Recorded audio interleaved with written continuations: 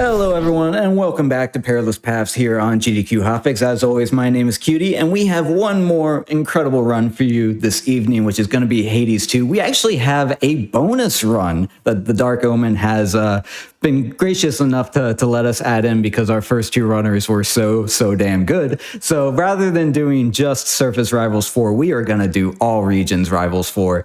And I don't quite know what that means, but I do want to also point out that Hades 2, as we talked about earlier, is getting a version 1.0 release on, I believe, Thursday the 25th, meaning that this speed run, the game, everything is going to be completely changed in about 72 hours, whatever that time works out to. So I am excited to have this goodbye salute to Hades 2, and we're going to see a lot of what it has to offer. So the Dark Omen, how are you doing today? Tell us a little bit about Rivals 4, about yourself, what we can expect to see, and then whenever you're ready, we can hop into it. Just give us a 3, 2, 1.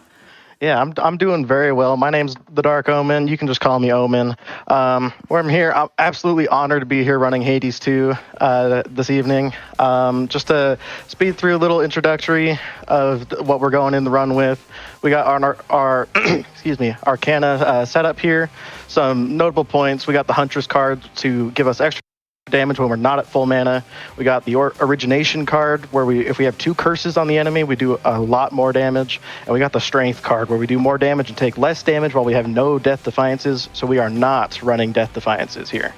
And a little bit of a personal choice here. I like running the Eternity for this category. It helps me get in a little extra damage between the boss's attacks, especially with we're running the Vow of Rivals today, which is the equivalent of the extreme measures from the first game. We're running Rivals 4, basically alternate bosses with stronger movesets and alternate boss setup.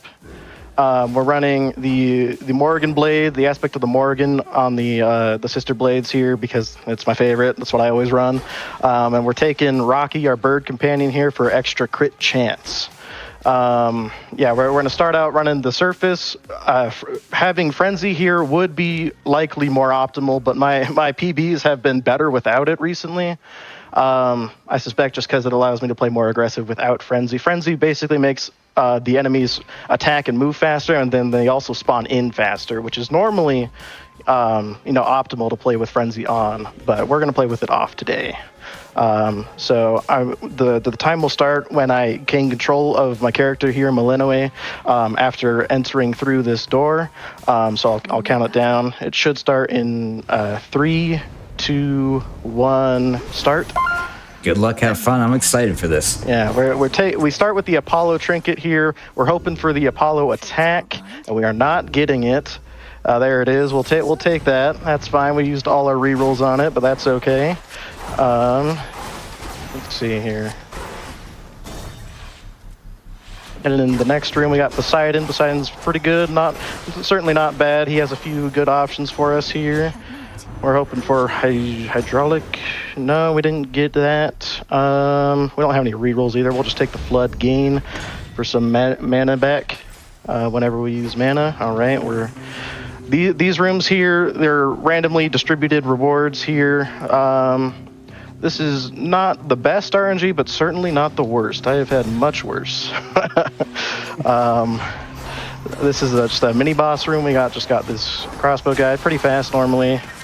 Our goal here is to destroy these pylons so we can move on to the next area. We got Hestia here. We got Flash Fry. Flash Fry is awesome for clearing groups. It makes it do a burst of damage after we kill an enemy. We want to go here, I believe. Let's see. Yeah, so basically the aspect of the Morrigan on these blades, you see the little markers on the enemies when I'm hitting them. If we hit an enemy with our normal attack and our normal special, and then a charged attack of any variety, or a charged ability of any variety, oh, I missed the Hermes over there. We'll have to loop around for that. They take a huge burst of 777 damage. All right, so here we have a random encounter with Heracles. It pauses the in-game timer, and most of the categories are timed using the in-game timer, so it's good RNG for that. But any real-time categories, there's generally more enemies when we get these random ally encounters, so it's generally bad RNG, or not necessarily bad, because we do get a bit of extra gold, which is nice, but just not as fast. And so for someone who's not familiar with Hades 2, especially versus maybe Hades 1, how much of a run here is RNG and luck versus how much of it is relatively consistent? There is a lot of RNG. I can't really say comparison to the first game. I didn't speed run the first game super seriously. I mean, I don't really speedrun this game super seriously either, but hey, you're on GDQ. You're a pro now. But there is a lot of RNG, especially on the surface. The surface has quite a bit more RNG, I believe, than the underworld. Just with these rooms, and if there's a certain mini boss that you get, it's pretty much a reset if you're going for a PB, and then the second region, and then the third region can also just screw you pretty bad too. On the surface. Yeah, that was very nice flash fry value there. We're gonna take light smite here just to do a little extra damage if we take damage. And then let's see. Yeah, we're gonna. I don't think this room is super optimal, but it's the hammer, so we're gonna take the hammer. Yeah, this room is not ideal in terms of the size and the enemy layout. And there might have been a better room that I just didn't see. Remember, this is also this run. Well, one, it's an extension category. It's actually all regions. I don't believe is an official category. It is not. No. Yeah. but this is a love letter to the early access. So the more we get to see whether it's optimal, not quite optimal, whatever happens. And of course, roguelikes are notoriously difficult in marathon settings. Like we're gonna get what we're gonna get, and we're gonna have fun. That's true. We got hydraulic might here. We could have taken the Poseidon cast are there for a curse, but we don't have a second curse yet, so it wouldn't do a whole lot yet. So we're going to take hydraulic might to do a little extra damage on our first 10 seconds in this boss, or in any room. So this is the Cyclops Polyphemus. The Vow of Rivals version also has Medea here throwing poison at us. Not too big of a deal, but that is the difference in the fight there, and that's the boss gone. Yeah, pretty easy boss, not a big deal at all. Oh, and we're digging this hole because the boss landed its drop right next to it, which is not ideal. We're going to take this fig leaf, which for the rest of the run in each region, there is a chance, there's a decent chance that we just skip a room, or a room just doesn't have any enemies in it, which is ideal for speed, because then we just basically skip that room. This is the second region. It's basically a bunch of boats that we're teleporting in between. This room is not my favorite.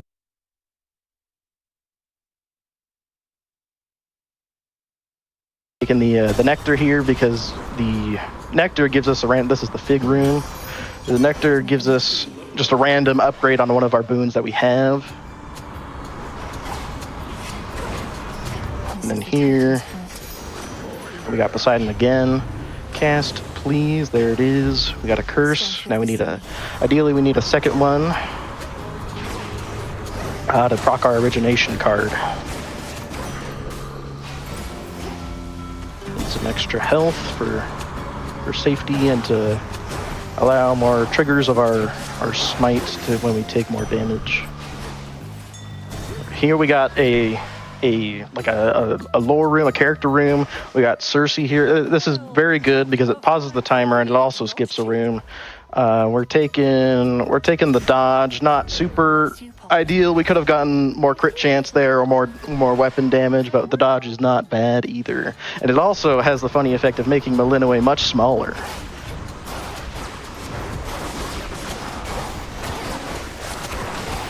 Sailing on. Right. Some Ash here. Ash gives us a little bit extra health when we pick it up. Not bad. But the alternate option would be five mana instead of 5 health, which, where is this? Oh, back here. That was unfortunate.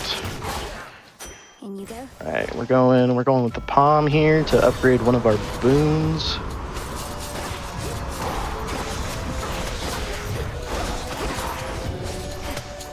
I love just like how flashy and colorful in the first Hades game is too as well. But like there's so much cool stuff going on. Like they've really polished a lot of it. It just looks so good. Yeah. One of the main differences between Hades 1 and Hades 2 is in Hades 1, pretty early you get a second dash for Zagreus, and Millennium never gets a second dash. We just get the one, and then we hold the dash button to sprint afterward. And then on top of that, in Hades 1, most of the projectiles you can just attack to delete them, to destroy them. In this game, you can't do that, which just makes positioning more influential with those two changes. Nice flash fry value there as well. Bearing set.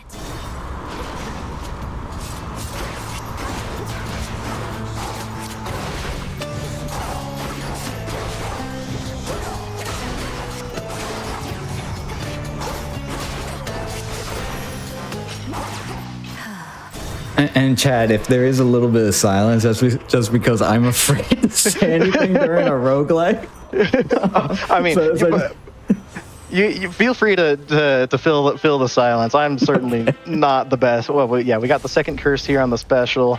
I am very used to playing this with people talking in my ear. Okay. Every now and then, I never know if there's a random boss that's gonna like one shot you or something. I'm like, my god.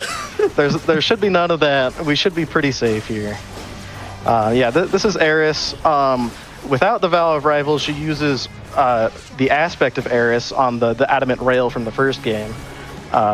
In the Vow of Rivals version, she uses the aspect of Lucifer on the adamant rail, and that's in the first game as well. So that's one of my favorite things about this game, is just all the interesting nods to the first game, and it's just very interesting. Here between phases, she likes to spit out a bunch of bombs, and I just put down an Omega cast with a delayed damage to blow them all up so they're out of the way.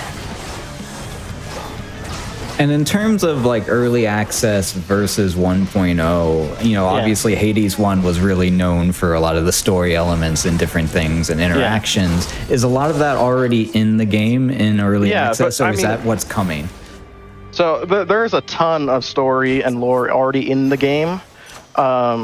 What's to come is pretty much just the what happens after you beat the final boss in either region. Right now, when you beat the final boss in a region, it just cuts to similar to after you complete all the story in Hades 1, where it just cuts to the narrator. It just has little talking, and then you just go back to the start. So in terms of story, there's a ton of character story, of all the friends of Millennium and stuff, but there's no and the main story is still yet to be complete, of course. Here we're taking the Knuckle Bones trinket. I believe this is the Fig Room. Yeah, taking the Knuckle Bones trinket. It basically just does a huge burst of damage when we enter the next boss fight, which is very, very helpful, because this next boss fight is actually two bosses, and they have a ton of health.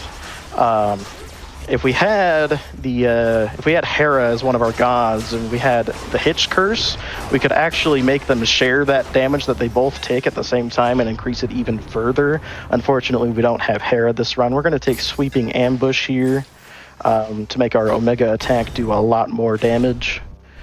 I guess I never explained our first hammer. I believe... What was our first hammer, actually? It turns our blood triad damage, which is the huge chunk of damage every time we hit with attack, special, and Omega move. It makes it increases that from 777 to 999 damage. Was our first hammer. Here we're going to take the magic, because we just picked up a Sweeping Ambush, which makes our Omega attack cost a lot more magic as well.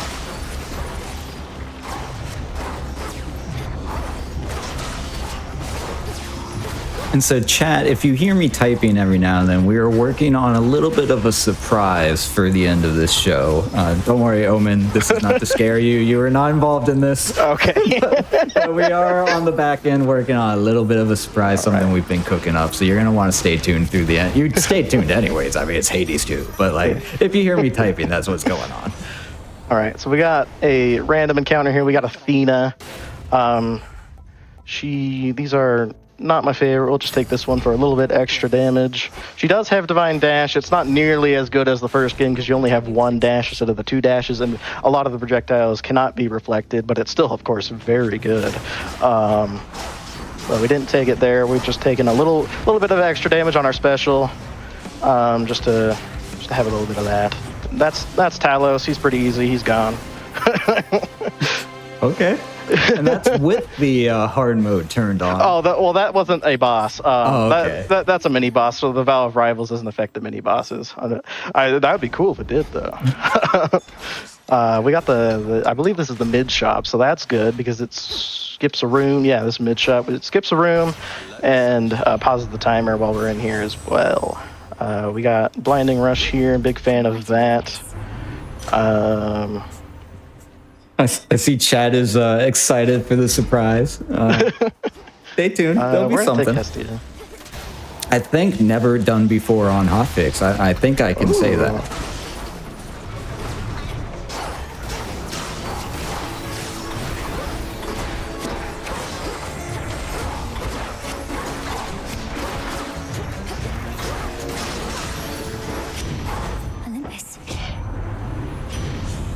We got Slow Cooker here. Slow Cooker is very good, especially with all of our fire that we have.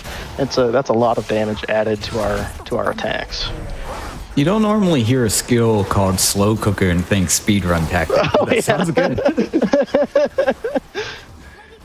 It'll take 2 to 3 hours for the pot roast to be ready, but it's totally the fastest way to do this. Yeah, another difference from the first game is we have, like, every boon has a specific element tied to it. Like, we have 7 fires right now, so this is plus 14 damage on our attacks and specials. That is increased by all of our damage increases. So we're going to pick up another fire here because it's Hestia. She only has fires, so that upgrades our Slow Cooker even further. This is the shop right before the boss here. We're going to just buy everything here because we got the money. We're hoping for Grievous Blow. There it is. Very good. Gives us a chance to do double damage on enemies afflicted by wounds, which we apply wounds with our special from the Ares special. So this is Prometheus and Heracles. Normally it's just Prometheus, but yeah, the 2 ginormous meat bags of health, basically. This part, when we phase Prometheus, he does this little memory game here. You can like memorize where to go quite frequently. We got hit by that final one. That's okay. Quite frequently, I just because you can just iframe through it as well. I usually just dodge through the memory game there. And we're taking a few damage there, but every damage we take, we can just say is intentional because we're proccing our light smite. It's deboosting. Exactly. All right, so we got rid of Heracles there. This is Memory Game Part 2, where there's 5. Again, I'm not really too good with the memory game, so I just kind of go for the dodges.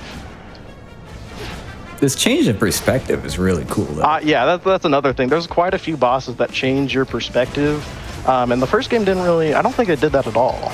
Actually, I mean, that was like full anime there with that. Yeah, with the Super Saiyan on the side right there. So that's Prometheus. He's one of the. He can be a tough one when you first meet him, just learning his movesets, and he likes to be. He does a lot of damage. Likes to be more evasive than most other bosses in this game. He's gone. All right, moving on to the summit. We got the. We're picking up the. We could go Black and Fleece. We're going to go Black and Fleece because a lot of our damage is Omega moves right now. We have met the threshold of damage taken. Also, all that damage was totally intentional because of that.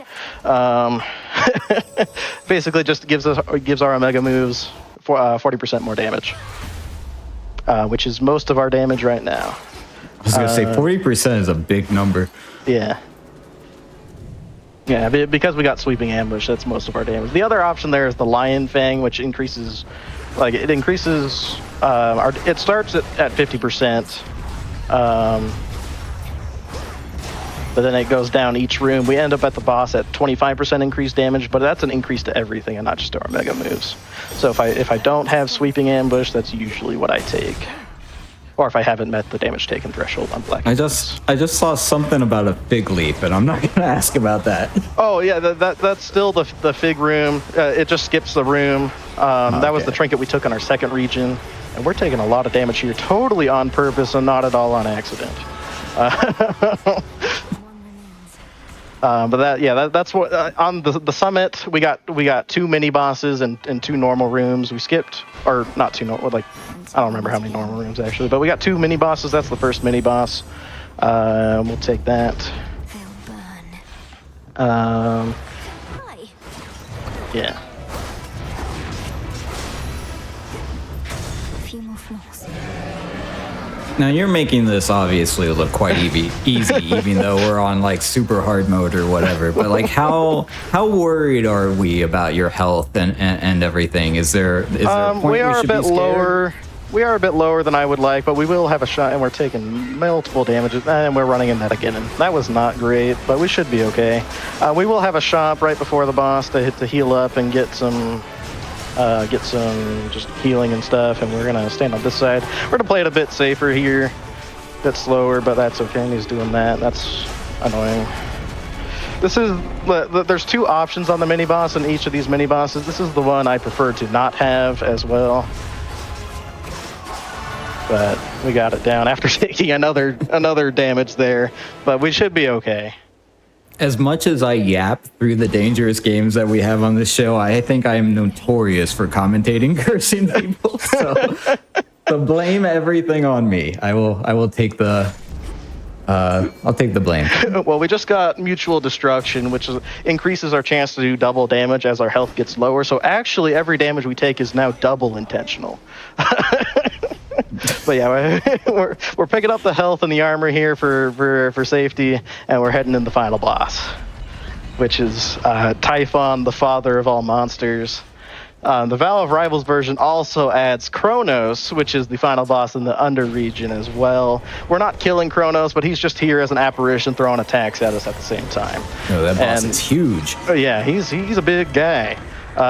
This Tongue Slam move is also an attack that's exclusive to the Vow of Rivals version.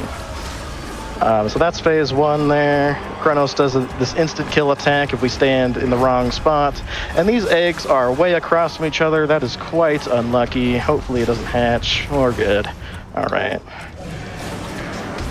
And he also is doing this tail attack in between, which is not preferred, but that's okay. All right, that's phase 2, where normally here in the normal version, Zeus would blast Typhon there with a bunch of damage and stun him, and then we would follow up with a bunch of damage. But instead, we got Kronos just summon a bunch of time bubbles while Typhon throws all those whirlwinds at us. That's actually one of the easier phases, just because I know exactly what's going to happen. Usually, this is the other one-shot attack that happens after we phase again. We are running low on magic. We still got our flood gain, but our damage is going to be slowing down here because we are out of magic, basically. And we're taking some hits there, completely intentional, of course.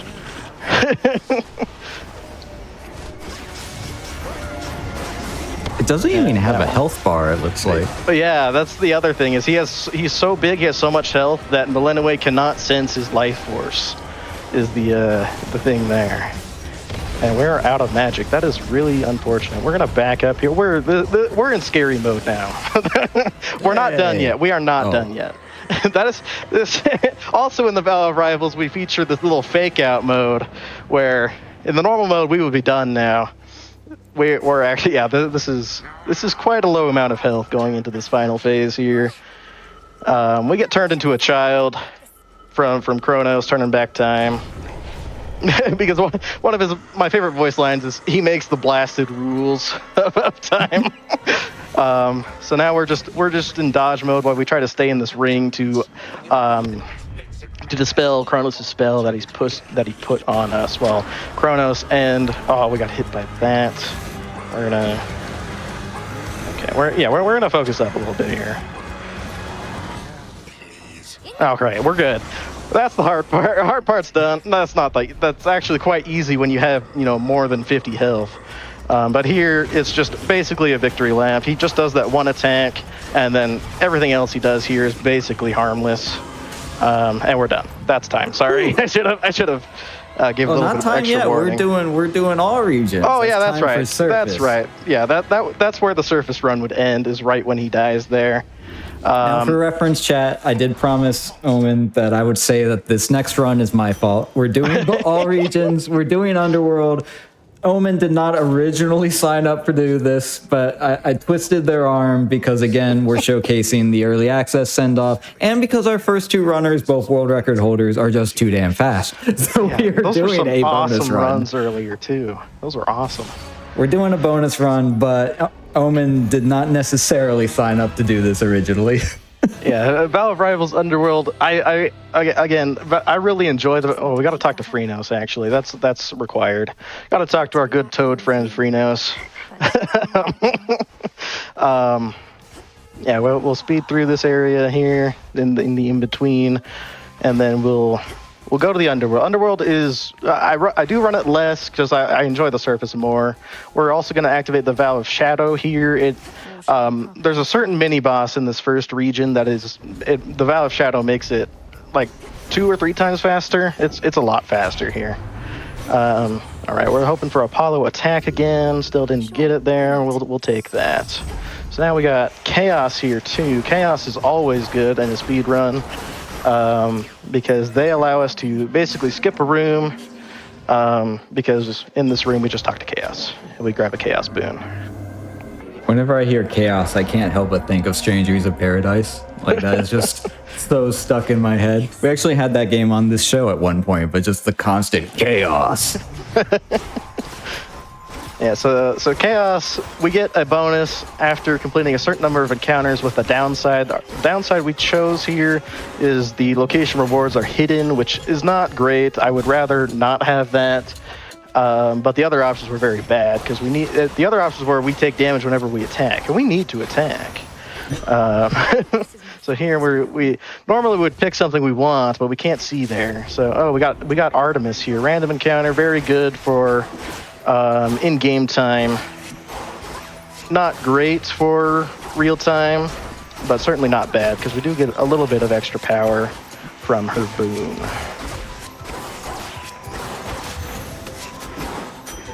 The dead. May your aim. All right, yeah, pressure points always good, just more crit chance. So are the fundamental mechanics of the game the same for both Surface and Underworld, and you're mainly changing the bosses and environments, or do the mechanics themselves or the gods or anything change as well? Fundamental mechanics are pretty much the same. Just the environment, the regions and the bosses. Yeah. And then we change up our strategy because of that, of course, as well. Like in the third region here, we won't be taking the Knuckle Bones as we did before. We will be taking the Athena trinket, just to yeah. We got the mid shop here. We'll just take Steady Growth, and then we'll go Hephaestus here. Be safe, Lord Charon. And so a little bit of chat is talking about the release in a few days. Do you think you're going to be running the full release when it comes out? So I mean, I'll probably like be recording my runs as I go to the end of the story, or get to the end of the story first. But after that, I still haven't decided if I'm gonna start a new profile immediately, or if I'm gonna run a little bit more. Ashes. Go Hestia here. Hopefully we get Flash Fry like we did earlier.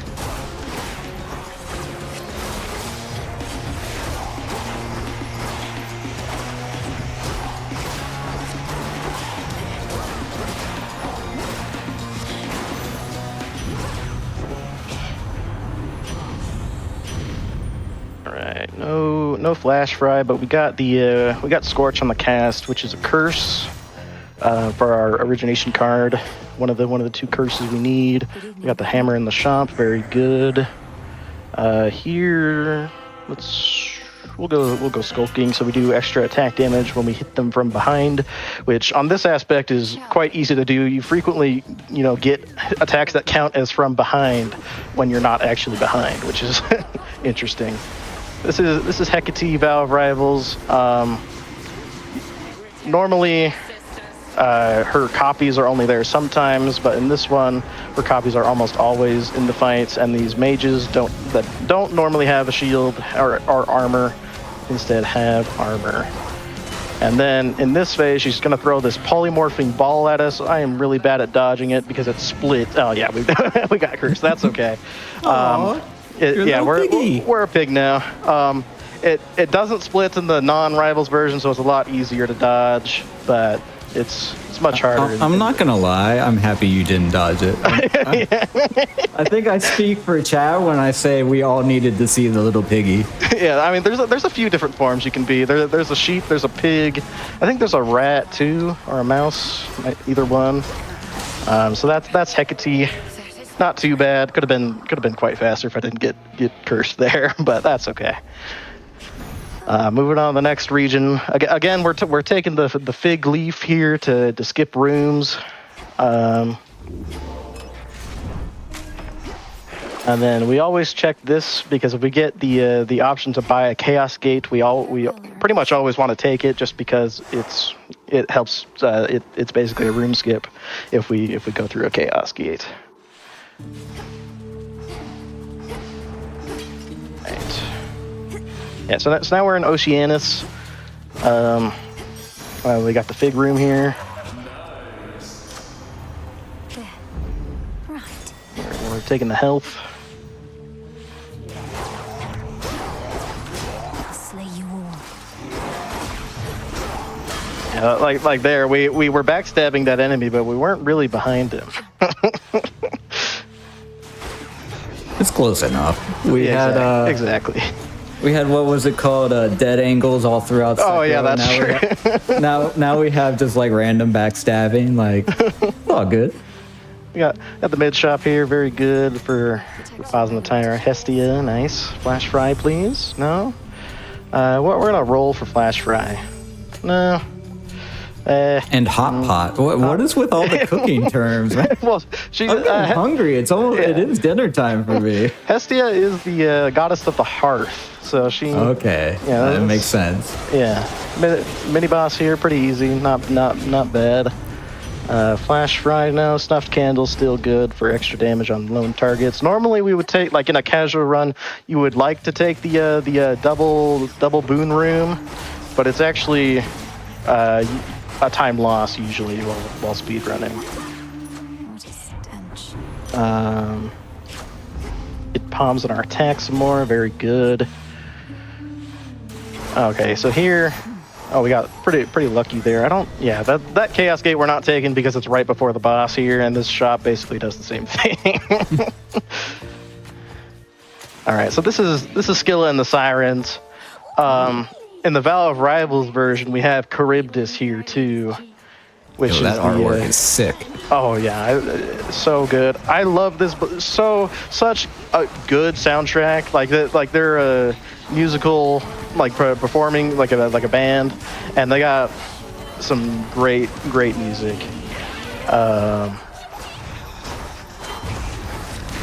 Yeah.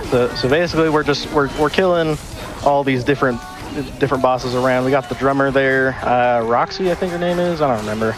We got Charybdis here, and then there's a bass player that we already killed, and then Charybdis, which is just signified by all the tentacle, I don't know, things, turrets. We are out of magic now, unfortunately, because we don't have a gain boon yet, so it'll be a bit slower here on the tail end of this boss, but that's all right.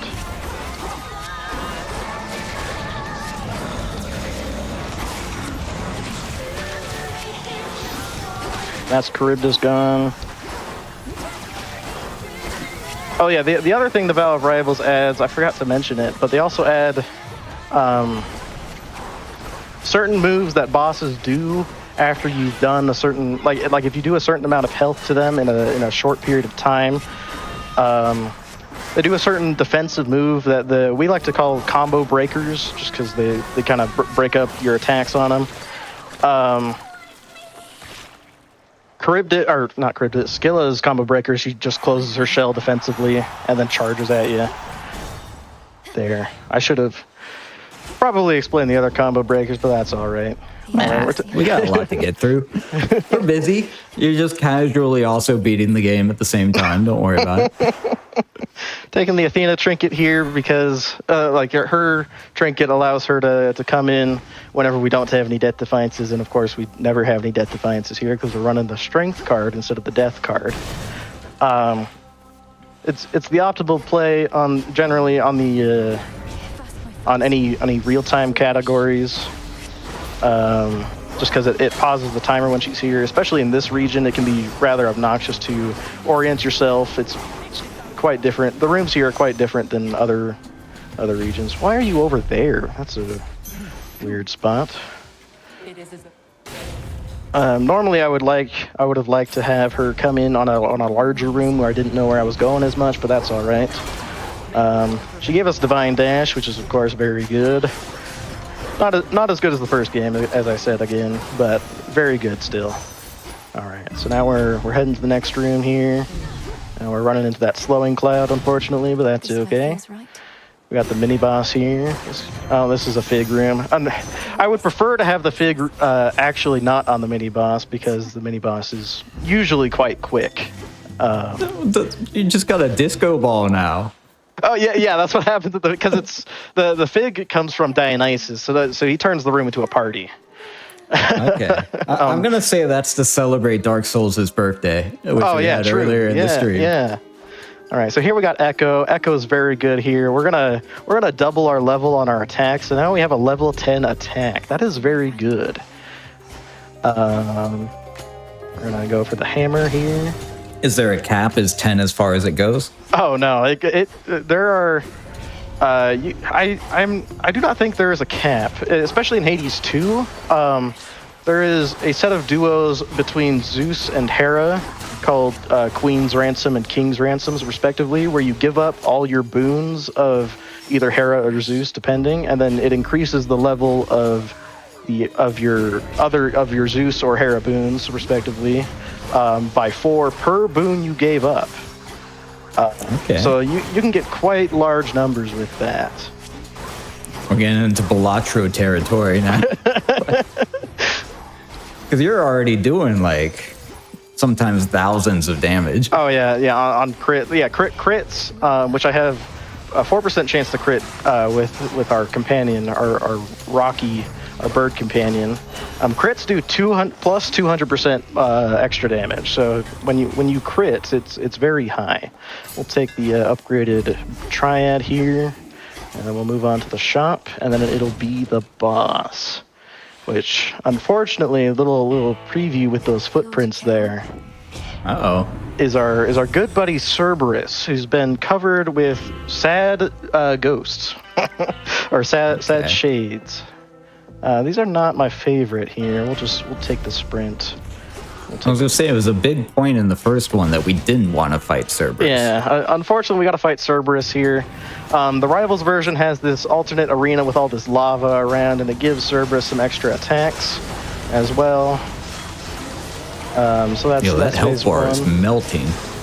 Yeah, we got quite a bit of damage. Part of that is our Hephaestus special, which is on a 14-second cooldown, but it does a massive blast of damage when it activates. Can you pet Cerberus in this one? Unfortunately, you cannot. Okay. Yet. Hopefully, it's there for the 1.0. But I was gonna say it's kind of iconic. Yeah. So right there we got Cerberus's combo breaker, where he throws up his paw, and it acts as a shield for him. It's not a huge deal, but that is that move. And when you hit the shield, it launches those fireballs there. But yeah, that's the Cerberus boss. Who's a good boy? Yeah, who's a good boy? He's a good boy. So he runs off into the next region to go be with Hades. Little spoiler there, but This is it. Yeah, so entering the next region, Tartarus, we're gonna take the Lion Fang because we don't have Sweeping Ambush, and we're not even we're not meeting that yet either. So this gives us extra damage throughout our whole region here. That scales down. We'll enter the Chronos fight with about 25% from that bonus. I like how there's a maintenance access to Tartarus. Yeah. It's like we're in Mission Impossible or something. We're gonna sneak into pretty Tartarus. much. That's pretty much. Except we're not doing much sneaking. Yeah. So Tartarus is a little bit different than the other regions because we don't get rewards for these main rooms that we go through. We would have to go through side rooms to get rewards, which we don't want to do because that takes longer. This is the Fig room. That's good. We'll go see Hades. It's not optimal because each room you go through here. Cerberus isn't here today, but we got Boldy instead. We'll talk to Boldy. Each room you go through in this region causes the rooms after it to have more enemies, so it's not necessarily optimal to go talk to Hades here. But we'll see him. We'll take this one. Not my favorite, not the worst. And that's the same rock that Sisyphus was rolling, right? Yeah, exactly. Yeah. Kronos put Hades in Sisyphus's old prison chamber there. Okay. And yeah, but Boldy's there to keep him company when Cerberus isn't there.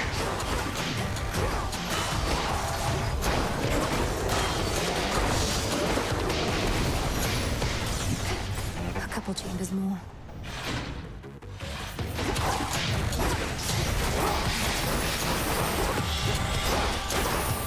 We do have a decent shot of beating my PB on this underworld track, just because my PB is not very good right now.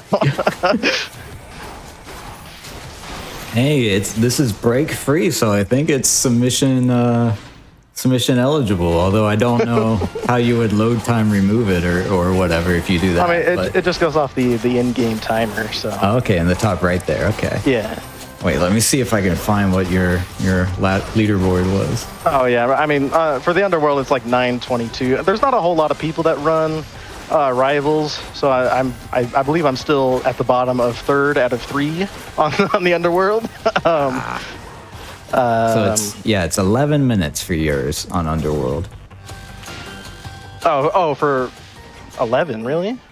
Yeah, rivals for underworld unseeded patch 11. Oh, interesting. I thought I was.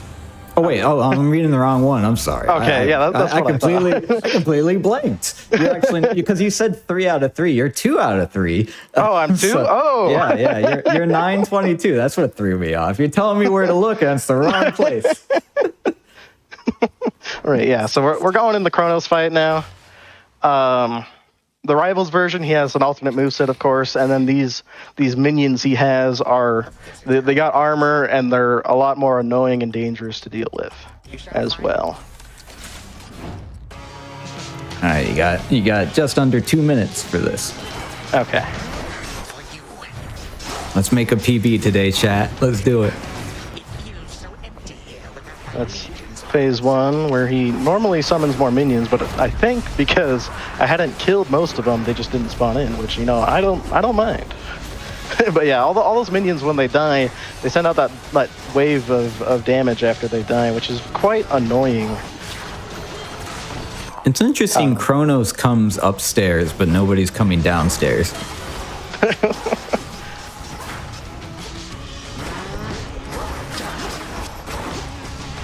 That's phase 2, where he summons this mini boss. Not a huge deal.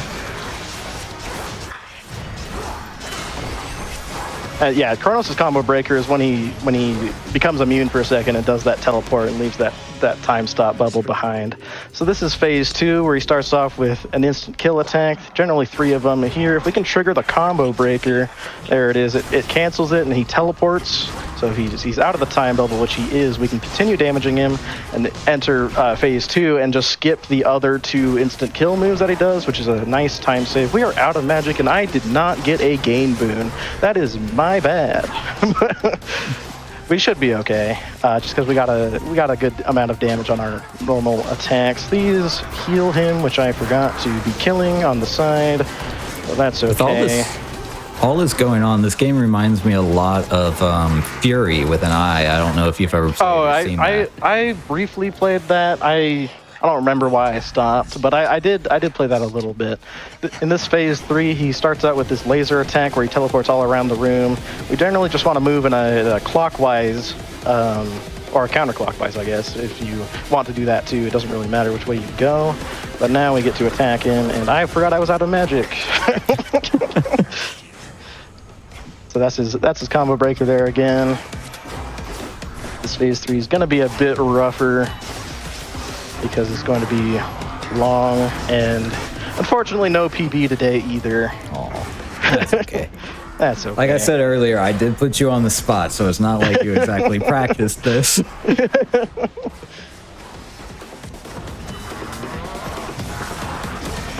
He summons these minions here too. Again, if I had magic, he would probably be very close to dead already. But unfortunately, I was not thinking that far ahead when we were choosing boons. I like how the boss of this in a speedrun is literally time. I know, yeah, it's very, very, very, very nice just to have, because our goal is to kill time, and every in a lot of the patch notes they put out at the end, they would say good luck killing time.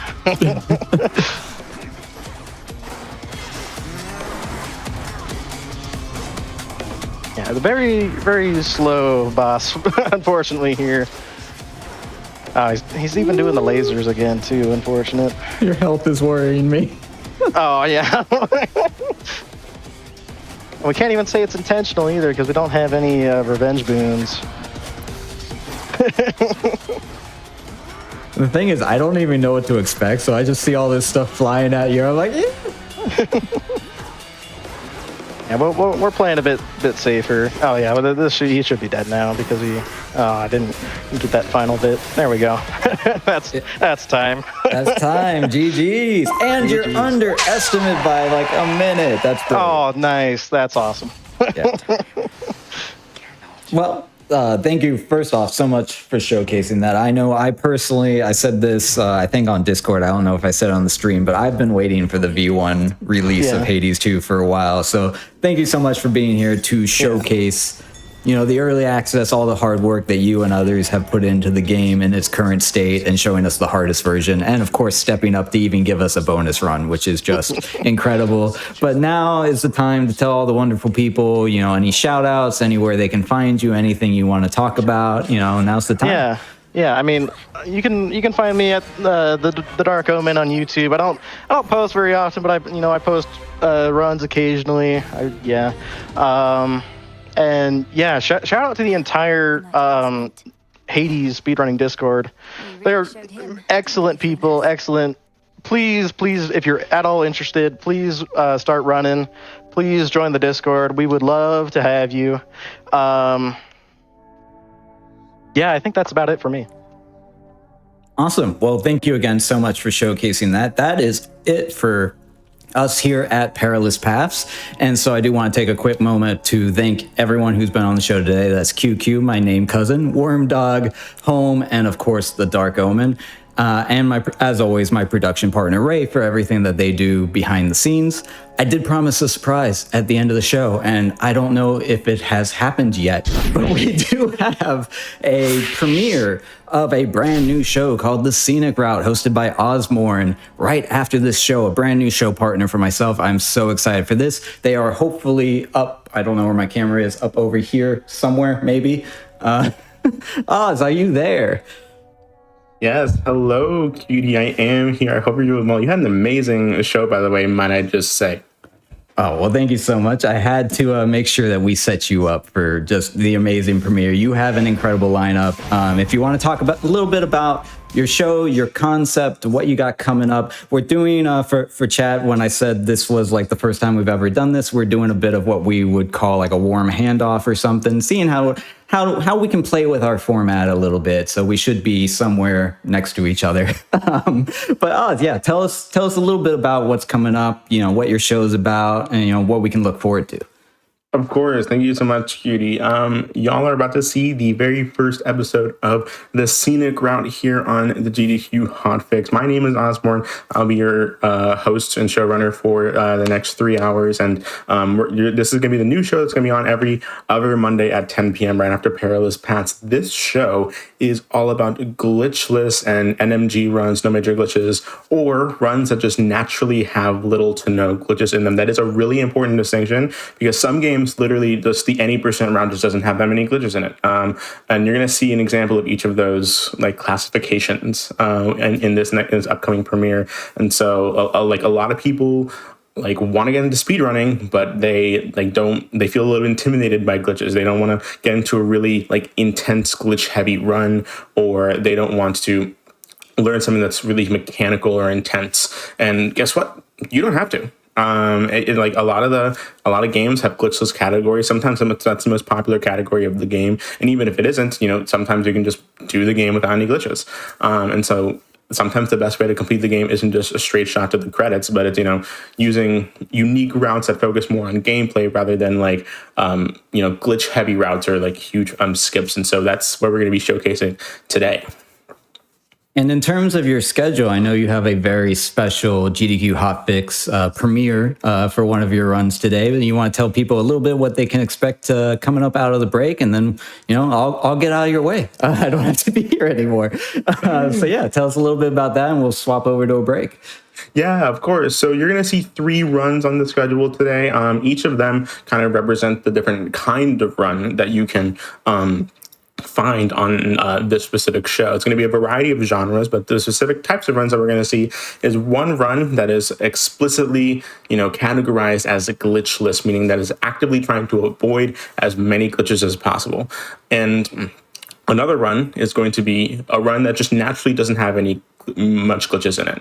Like it's the normal any percent run, but that run just doesn't have a lot of glitches in it. And that's going to be, and then the last one you're going to see is an no major glitches run, so that there's some glitches, there's still restrictions on glitches, but they're still present in the run, but there's still restrictions, and it's going to be a lot more restricted compared to like a normal any percent run. And so with that, super hot is going to be the run that just naturally doesn't have a lot of glitches. And to my knowledge, someone can correct me if I'm wrong on this, I could not find a GDQ Hotfix VOD with super hot in it. And this might be also the GDQ debut, surprisingly, of super hot. And we're also going to have another debut of the Lies of P Overture DLC by Colonel Fat 69.